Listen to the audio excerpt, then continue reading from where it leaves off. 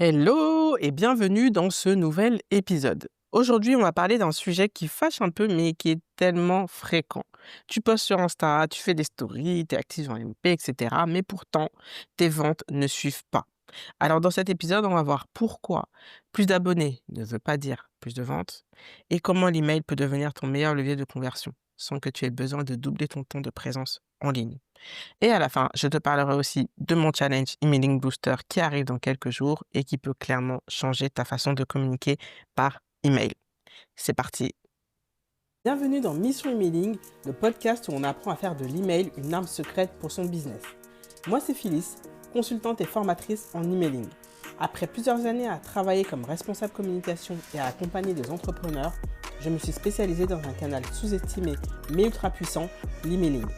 Si tu veux des stratégies concrètes, des astuces simples à appliquer, des partages d'expériences et une bonne dose de motivation, tu es au bon endroit. Alors installe-toi bien et c'est parti pour l'épisode du jour.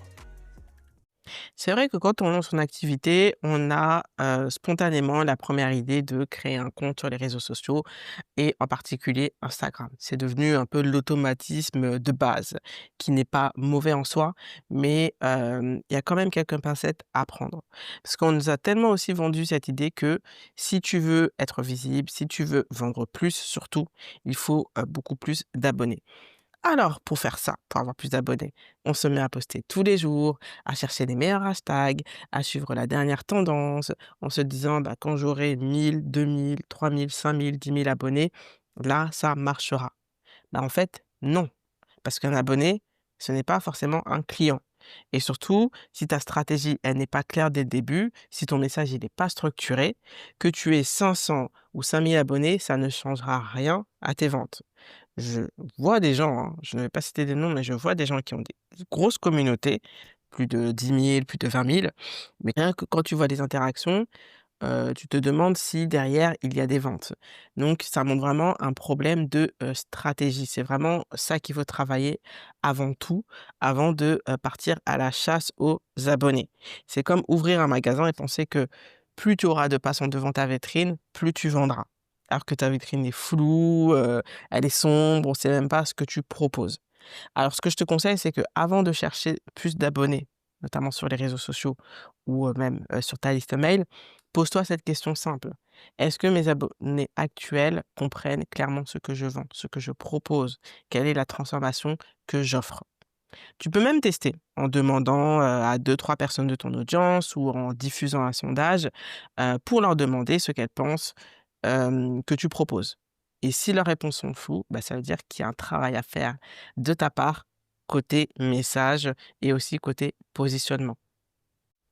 Au-delà aussi de se focaliser uniquement sur le nombre d'abonnés pour avoir plus de ventes, le problème aussi qui se pose, c'est au niveau de la conversion. Donc créer un levier de conversion.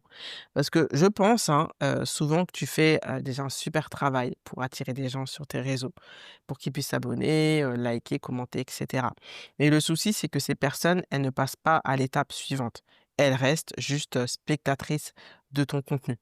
Et ça, bah, c'est parce que, les réseaux, ils sont conçus principalement pour te garder, bah, sur les réseaux, pas pour pousser les abonnés à passer à l'action, à sortir de la plateforme.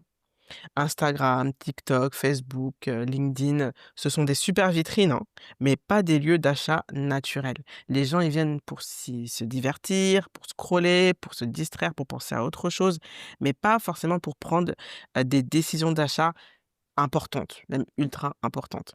Donc si tu te contentes de publier et d'attendre que les ventes tombent, bah, tu risques d'attendre très, très longtemps. Donc, je t'invite à faire la démarche suivante quand tu publies sur les réseaux sociaux. Quand tu crées ton post, ta légende, et cetera, demande-toi quelle action je veux que la personne fasse après avoir vu son contenu. Pas juste liker, commenter, ça, c'est OK, mais c'est juste, on va dire, de la surface. Mais en profondeur, qu'est-ce que tu veux qu'elle fasse? Est-ce que tu veux qu'elle aille cliquer, dans ton lien en bio pour, télécharger, quelque chose? Est-ce que tu veux qu'elle t'envoie un DM? Est-ce que tu veux qu'elle achète ton produit, qu'elle s'inscrive à ta newsletter et cetera? Pense à cette action vraiment spécifique au moment de la création de tes contenus et bah, pour les contenus là de ce mois-ci, au moment où tu m'écoutes, tu peux commencer en ajoutant un appel à l'action clair, vraiment clair en fin de post. Télécharge mon guide gratuit ici, inscris-toi à ma newsletter pour recevoir la suite, etc. Vraiment, sois spécifique. Plus tu es spécifique, mieux ça va fonctionner. Et c'est là que l'email change la donne. L'email, c'est un véritable levier de conversion. C'est avec une liste mail, tu passes d'une audience volatile à une audience captée qui a choisi elle-même de recevoir tes messages directement dans sa boîte mail. Et surtout, tu peux construire une véritable relation étape par étape pour leur montrer que tu comprends leurs problèmes parce que tu es peut-être déjà passé par là et tu as résolu ce problème-là, leur prouver que tu as la solution pour leur faire gagner du temps et leur donner envie de passer à l'action au bon moment.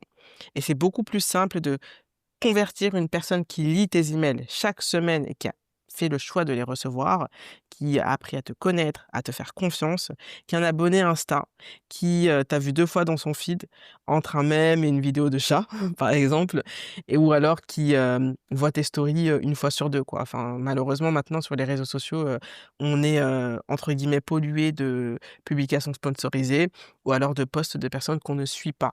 C'est vraiment de plus en plus difficile d'être visible auprès de nos propres followers.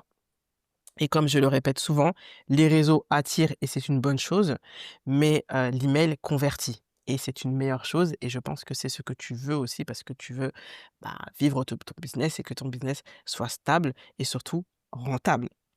Alors ce que je te conseille, c'est que si tu n'as pas encore de liste mail, ton premier pas simple, c'est de créer, une page d'inscription avec un cadeau, utile pour ton audience, un guide, un quiz, une checklist et cetera et mets le lien dans ta bio. Je partageais dans un de mes épisodes, dans le podcast, les différents, outils d'emailing que tu peux, utiliser si tu n'es pas encore lancé. Principalement Brevo et MailerLite. Ce sont vraiment les 2 premiers outils, pratiques à prendre en main, pour se lancer, pour lancer sa liste mail. Et dans le cas contraire, si tu as déjà une liste, engage-toi à envoyer un premier email cette semaine, même simple, un conseil, une astuce, ou ton dernier post, ton dernier article de blog que tu as recyclé en, email. Et si tu veux découvrir comment mettre ça en place rapidement et comment transformer ta présence sur les réseaux sociaux en vraie vente grâce à l'email que tu utilises comme levier de conversion, le challenge Emailing Booster est fait pour toi.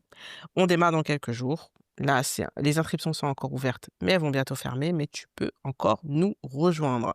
Et l'idée, c'est qu'en 3 jours, je vais t'aider à clarifier ton message, créer ou améliorer ta stratégie d'emailing et savoir quoi envoyer pour créer du lien, mais surtout pour convertir sans forcément y passer des heures. Le lien d'inscription, il est dans la description de l'épisode et je t'attends avec les autres inscrits pour qu'on bosse ça ensemble.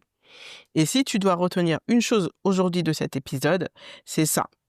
C'est que les réseaux sociaux, ils sont faits pour attirer. Mais malheureusement, ils ne suffisent pas pour vendre.